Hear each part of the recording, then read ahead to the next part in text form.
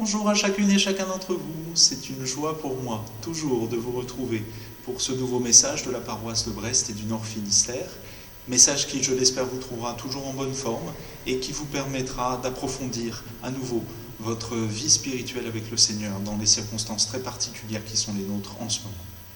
Nous sommes dans la 7e semaine du temps de Pâques, la dernière donc, et pour cette dernière semaine, il nous est proposé de méditer sur un passage de l'évangile de Jean à nouveau. On va tout à la fin du dernier entretien de Jésus avec ses disciples, puisqu'il nous est proposé de lire dans le chapitre 17 de l'évangile de Jean les 11 premiers versets. Ce sont les premiers mots de la grande prière que Jésus a prononcée à la fin de tout cet entretien avec ses disciples. Je vous en donne la lecture maintenant. Après ces paroles, Jésus leva les yeux vers le ciel et dit : « Père, l'heure est venue. Révèle la gloire de ton Fils, afin que ton Fils aussi révèle ta gloire. Tu lui as donné pouvoir sur tout être humain, afin qu'il accorde la vie éternelle à tous ceux que tu lui as donnés. Or, la vie éternelle, c'est qu'ils te connaissent, toi, le seul vrai Dieu, et celui que tu as envoyé, Jésus-Christ. J'ai révélé ta gloire sur la terre, j'ai terminé ce que tu m'avais donné à faire. Maintenant, Père, révèle toi-même ma gloire auprès de toi, en me donnant la gloire que j'avais auprès de toi avant que le monde existe. Je t'ai fait connaître aux hommes que tu m'as donnés du milieu du monde. Ils étaient à toi et tu me les as donnés, et ils ont gardé ta parole. Maintenant, ils savent que tout ce que tu m'as donné vient de toi. En effet, je leur ai donné les paroles que tu m'as données. Ils les ont acceptées et ils ont vraiment reconnu que je suis sorti de toi. Et ils ont cru que tu m'as envoyé. C'est pour eux que je prie. Je ne prie pas pour le monde, mais pour ceux que tu m'as donnés, parce qu'ils sont à toi. Tout ce qui est à moi est à toi, et ce qui est à toi est à moi. Et ma gloire est manifestée en eux.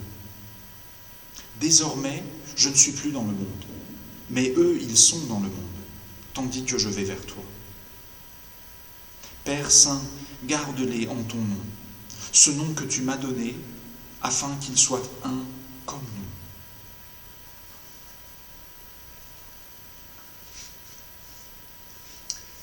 Vous savez qu'avec cette période de déconfinement, il y a une grande question qui se pose pour plein de gens, c'est est-ce qu'on va retrouver nos anciennes habitudes ? Est-ce qu'on va revenir dans le train-train quotidien ? Ça me renvoie un peu à la question qu'on s'est déjà posée la semaine dernière autour du changement, des nécessités qu'il y a à faire du changement. Là, je voudrais prendre la question sous l'autre angle. Est-ce qu'il y a des choses qui vont rester les mêmes ? Est-ce qu'on va pouvoir avoir toujours nos bonnes vieilles habitudes, comme on les appelait ?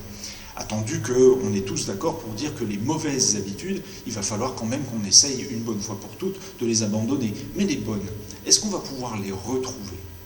Mine de rien, c'est une question que les chrétiens doivent toujours être prêts à se poser. Quand bien même il n'y aurait pas le coronavirus, nous sommes, normalement, les chrétiens, toujours prêts à relire nos vies, relire nos existences, regarder à nouveau frais nos habitudes, pour savoir si ça n'est pas le moment d'en changer.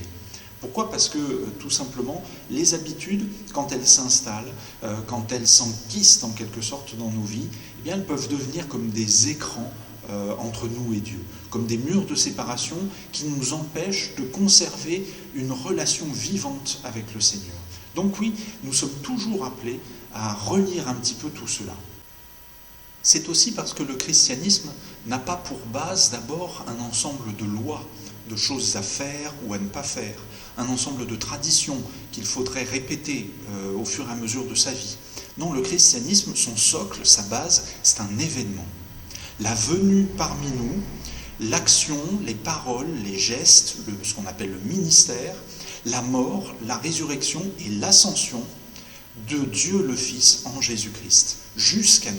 Voilà un événement qui ne s'est produit qu'une seule fois, et une fois pour toutes. Dès lors, notre rapport aux habitudes doit toujours être vu à travers ce prisme-là d'une chose qui est arrivée une seule fois.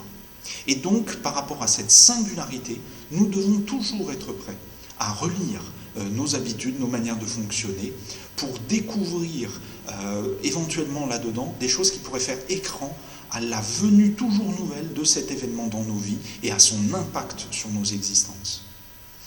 Dans cette singularité-là qu'a été toute la vie de Jésus et tout ce qu'il a représenté pour nous, la prière qu'il a prononcée devant ses disciples et dont nous avons lu les premiers versets à l'instant, est vraiment une de ces illustrations les plus fortes de cette singularité.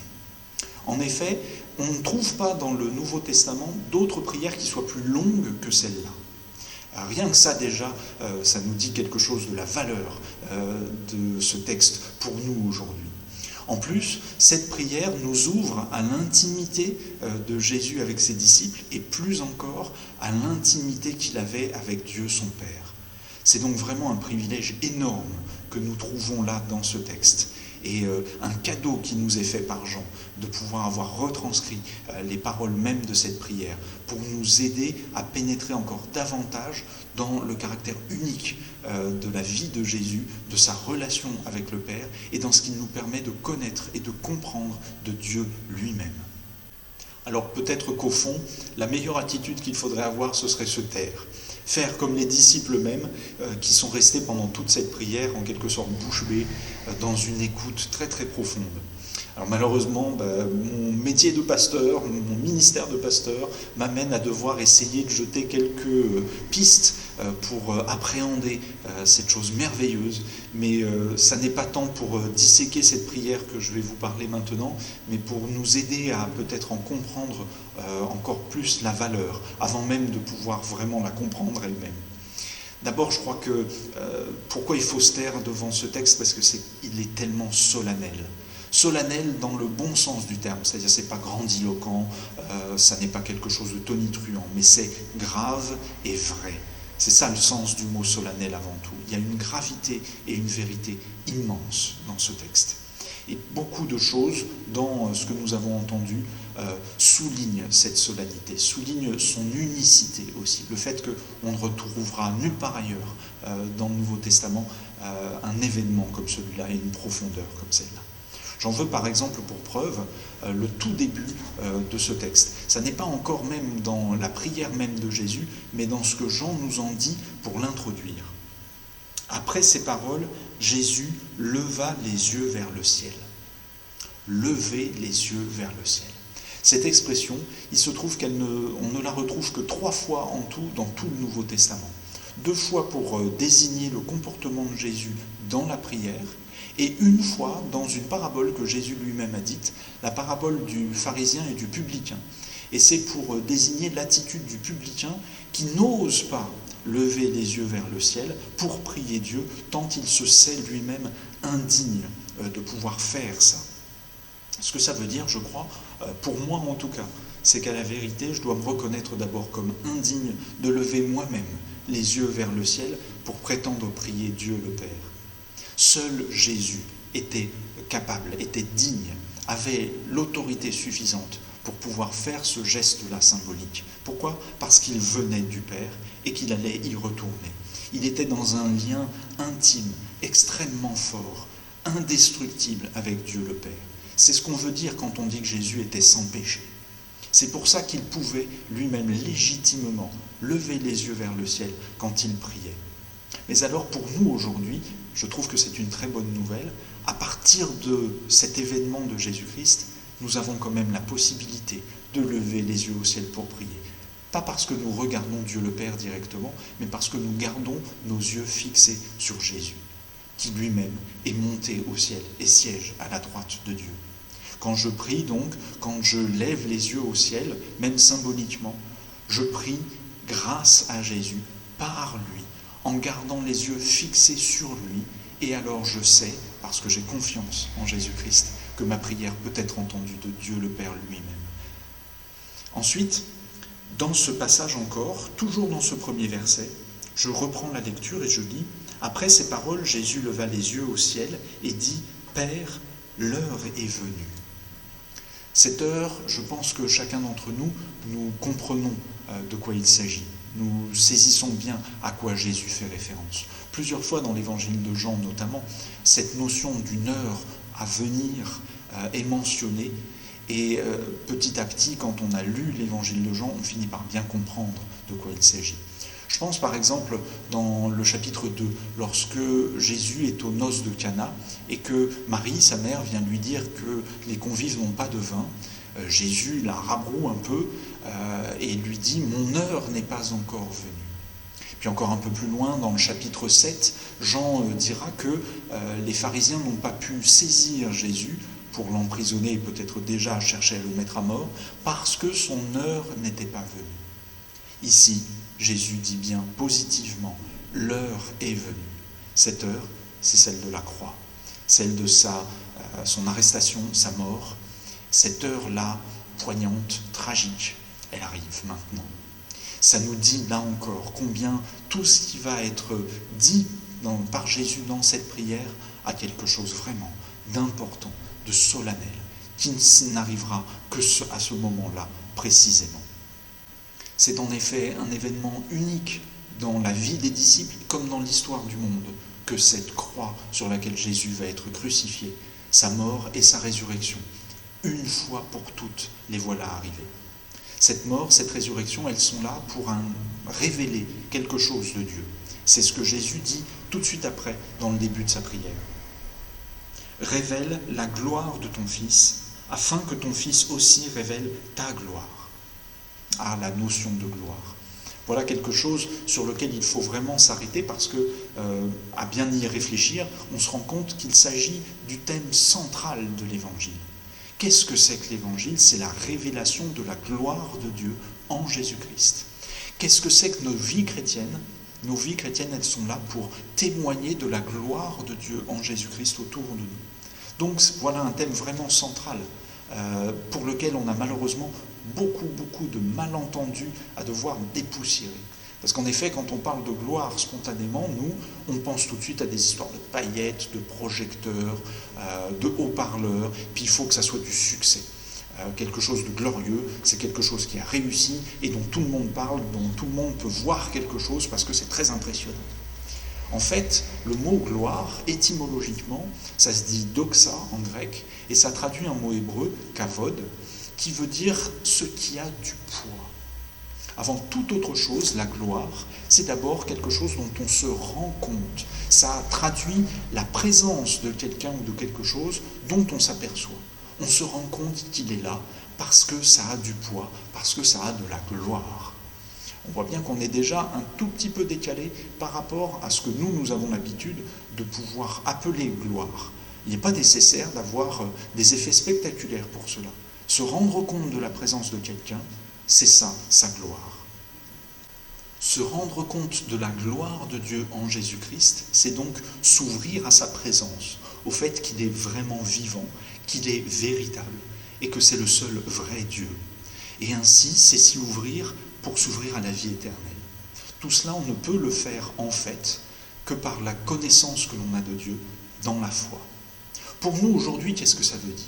Parce que bien sûr, sur le moment, Jésus était présent avec ses disciples quand il a prié, quand il a prononcé ces mots-là. Mais nous, aujourd'hui, eh bien, je crois que ce que cela veut dire, c'est d'abord toujours retravailler notre vie de foi, nous ouvrir toujours davantage à cette confiance que nous avons à faire, que nous pouvons faire à Dieu en Jésus-Christ. Cela, on peut le faire aussi par la prière. Une prière régulière, une vie de prière régulière est quelque chose qui nous permet de toujours mieux appréhender la présence de Dieu dans notre existence. Et puis bien sûr, la lecture et la méditation de la Bible sont aussi des moyens extrêmement forts pour pouvoir toujours davantage se rendre compte, encore aujourd'hui, de cette présence glorieuse de Dieu parmi nous. Parce qu'en effet, si cela est vrai aussi pour nous, c'est parce que cette vérité de la gloire de Dieu en Jésus-Christ, de la gloire du Père et du Fils, qui se révèle réciproquement, c'est une vérité qui a toujours été là. On ne peut même pas dire qu'elle existe, elle est de toute éternité. C'est ce que Jésus dit à un moment donné, je crois que c'est au verset 5 de ce passage. Maintenant, Père, révèle toi-même ma gloire auprès de toi, en me donnant la gloire que j'avais auprès de toi avant que le monde existe. Vous vous rendez compte de l'importance que cela peut avoir ? Cela m'évoque aussi le tout début de l'évangile de Jean, le célèbre prologue. On connaît presque tous ça par cœur. Au commencement était la parole était avec Dieu, la parole était Dieu, elle était au commencement avec Dieu, toutes choses ont été faites par elle, et rien de ce qui a été fait n'a été fait sans elle. Cette parole dont Jean parle à ce moment-là dans ce prologue, il nous explique ensuite que ça n'est autre que Jésus-Christ lui-même. Il était là avant la fondation du monde, et il donnait déjà gloire, présence, importance au Père. Et le Père lui donnait à lui gloire, présence, importance. Reste que le malentendu demeure toujours possible. J'ai beau connaître l'étymologie du mot gloire, je peux toujours, en lisant ce que je lis là, comprendre qu'il peut s'agir de quelque chose de très spectaculaire et de très impressionnant. Reprenons par exemple le début du verset 2.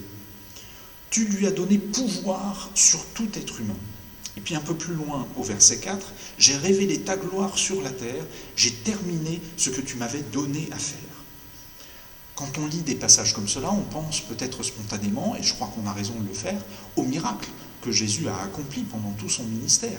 Il a guéri un aveugle de naissance, il a ressuscité des morts, il a guéri des hommes et des femmes de diverses maladies. Mais en fait, Jean lui-même, dans son évangile, insiste toujours sur le fait que ces miracles qu'il a pu faire, Jésus ne les a faits que pour signifier quelque chose d'autre qu'un pouvoir surnaturel et spectaculaire qu'il pouvait avoir, qui aurait fait de lui en fait une sorte de surhomme ou de super-héros. Non, il s'agit de signes qui viennent témoigner du fait qu'à travers lui, c'est Dieu lui-même qui agit. Il faut donc aller voir un petit peu plus loin que dans cette dimension purement spectaculaire de la gloire pour comprendre de quoi Jésus parle ici. Ces miracles étaient en fait des signes de l'amour que Dieu voulait manifester au monde à travers Jésus-Christ. Ces signes, ce sont d'abord ses disciples les plus proches qui les ont reçus et qui les ont acceptés, qui ont compris en quelque sorte qu'au-delà de la dimension spectaculaire qu'il y avait dans ces miracles, une signification très précise de l'être même de Dieu leur était donnée. C'est pour ces disciples que Jésus prie tout particulièrement dans les versets 6 à 8 que je vous relis maintenant. « Je t'ai fait connaître aux hommes que tu m'as donnés du milieu du monde. Ils étaient à toi et tu me les as donnés, et ils ont gardé ta parole. Maintenant ils savent que tout ce que tu m'as donné vient de toi.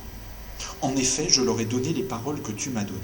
Ils les ont acceptées et ils ont vraiment reconnu que je suis sorti de toi, et ils ont cru que tu m'as envoyé. » Comment Jésus peut-il être aussi affirmatif ? Je crois que c'est parce que cette prière vient conclure tout un entretien que Jésus vient d'avoir très personnellement avec ses disciples pour leur révéler, leur montrer la richesse, la complexité, la densité de l'être même de Dieu, Père, Fils et Saint-Esprit. Mais alors, est-ce que ça veut dire que finalement le christianisme s'est réservé à des gens très très intelligents qui peuvent comprendre, pour peu qu'ils y arrivent un peu, être donc dans l'élite de ceux qui auront saisi ce que c'est que la Trinité au fond? Je ne crois pas. Je ne crois pas du tout que ce soit ce que Jésus veut dire ici. En effet, la gloire de Dieu, sa présence rendue manifeste, perceptible, compréhensible en quelque sorte par Jésus, cette gloire, elle est en fait tout à fait paradoxale. Et même les gens les plus intelligents peuvent très bien ne pas comprendre s'ils utilisent seulement leur raison pour essayer de l'atteindre.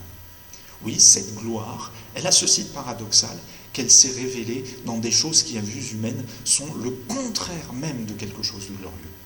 La mort sur une croix et la résurrection réservée à quelques témoins très précis, très particuliers. Il n'y a rien là-dedans qui corresponde au motif habituel de la gloire chez les êtres humains. Cette croix, mourir crucifié à l'époque de Jésus, ça signifie le plus lamentable échec qu'on puisse imaginer. Mourir de cette façon-là, en plus, avec très très peu de témoins autour de soi parmi ceux qui se prétendaient être des disciples, ceux qui devaient être le plus proche de lui. Jésus meurt sur une croix abandonnée, et lorsqu'il se révèle vivant, c'est seulement à quelques-uns très précis, pour qui le témoignage va être du coup sujet à caution auprès des autres. Donc on voit vraiment que cette gloire dont Jésus veut parler, elle n'a rien à voir avec des motifs d'intelligence, des motifs du monde. Je crois que cela a une conséquence très forte pour les églises encore aujourd'hui, pour les chrétiens en général. Il s'agit pour nous de ne pas chercher la gloire là où le monde la cherche. Très concrètement, qu'est-ce que ça peut vouloir dire pour nous aujourd'hui ? La gloire de Dieu, nous allons pouvoir la manifester dans notre attention aux plus démunis, aux pauvres, aux malades, dans la présence que nous pourrons leur témoigner au nom du Seigneur, dans l'espoir justement que le Seigneur lui-même révèle sa présence à travers notre présence auprès des autres. Il s'agira de ne pas adopter le comportement général quand on hurle avec les loups pour trouver un bouc émissaire sur le Covid-19 par exemple, ou quand tout le monde se précipite sur tel ou tel remède qui sera donné. Nous, avant toute autre chose, nous avons comme comportement de nous tourner vers le Seigneur, dans la prière. Ce qui apparaît comme un non-acte, bien souvent, dans notre monde. Prier, ce n'est pas vraiment quelque chose qui peut paraître efficace. Et bien pourtant, nous choisirons le parti pris de cette non-efficacité avant de choisir et de faire quoi que ce soit d'autre. Il ne s'agit pas de faire ça parce que nous considérons que c'est moralement meilleur, que ça nous permet de nous distinguer en nous prenant pour des gens supérieurs aux autres. Non. Nous faisons tout cela simplement parce que nous croyons que Dieu peut et va se révéler dans ces situations précises-là. Être chrétien, ça n'est donc pas d'abord se chercher à se valoriser soi-même, pour soi-même. C'est d'abord rendre témoignage de celui qui nous a choisis nous-mêmes, Jésus-Christ. Quand on y pense, cela est quelque part profondément injuste. Nous ne pouvons pas justifier par nous-mêmes d'avoir été choisis. Ça n'est pas parce que nous le valons bien, si j'ose dire, que Jésus-Christ nous a choisis. Mais c'est simplement parce qu'il nous a choisis. Oui, il nous a choisis parce qu'il nous a choisis. Il ne nous appartient pas de savoir le pourquoi du comment. Réécoutons certaines citations encore de cette prière.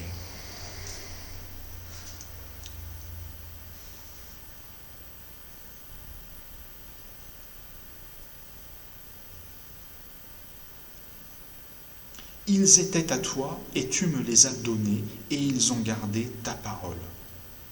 C'est pour eux que je prie. Je ne prie pas pour le monde, mais pour ceux que tu m'as donnés parce qu'ils sont à toi. Tout ce qui est à moi est à toi. Tout ce qui est à toi est à moi et ma gloire est manifestée en nous. Vous voyez, frères et sœurs, nous avons été donnés par Dieu le Père à Dieu le Fils. Et Dieu le Fils nous rend à Dieu le Père. Nous n'y sommes pour rien. Il faut vraiment mesurer qu'à vue humaine, cela est totalement injuste. Mais ça s'appelle la grâce. Et le seul moyen que nous avons de supporter en fait ça, c'est d'abord de nous laisser porter par le mouvement qui est induit là-dedans, qui est un mouvement d'amour. Et ainsi de pouvoir nous tourner vers les autres, non pas avec supériorité, non pas en les excluant, mais avec ce même mouvement d'amour et d'humilité qui nous fera leur proposer la même chose, dans l'espoir qu'ils fassent partie de ceux qui auront été donnés à Jésus-Christ par Dieu le Père. Cette grâce, au final, cette grâce injuste, elle est là pour se manifester dans les communautés chrétiennes par leur unité. C'est la fin du passage que nous avons lu, cette dernière phrase que Jésus prononce dans sa prière, dans le passage que nous avons.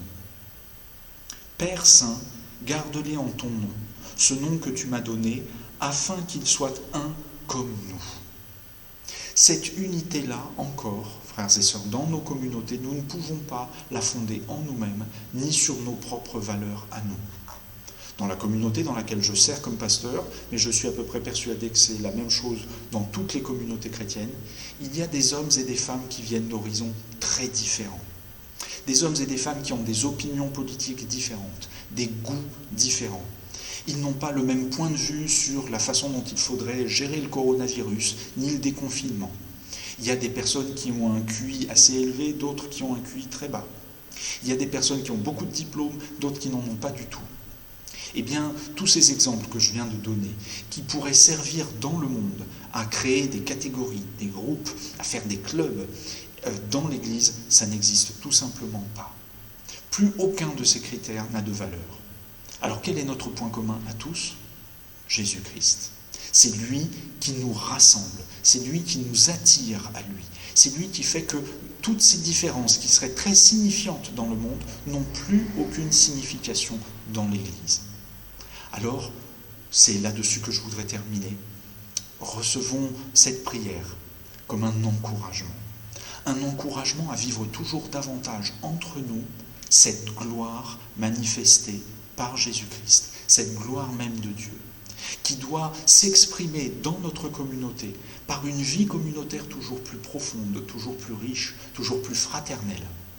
Nous manifesterons la gloire de Dieu, pas par notre croissance numérique ou par notre prospérité financière, mais nous la manifesterons par la qualité des liens qui nous uniront les uns aux autres, qui feront que dehors, les gens se diront « mais il se passe quelque chose de très particulier ici, on ne vit vraiment pas comme ailleurs. Les regards, les jugements, les valeurs qu'il y a dans le monde, ils ne sont pas ici. » Oui, là nous serons vraiment témoins de cet amour que Dieu nous a manifesté en Jésus-Christ. Un amour pour lequel nous n'avons aucune raison à avancer pour le justifier, mais dont nous pouvons vivre et par lequel, en le vivant, nous témoignons d'une vie tellement plus riche, tellement plus forte que ce que le monde peut nous proposer. Ainsi, nos églises locales, notre église locale de Brest et du Nord-Finistère sera comme une oasis pour que des hommes et des femmes viennent s'y trouver, y trouver de quoi obtenir un repos, des ressources, une vie nouvelle, approfondie, plus riche encore. Ainsi soit-il.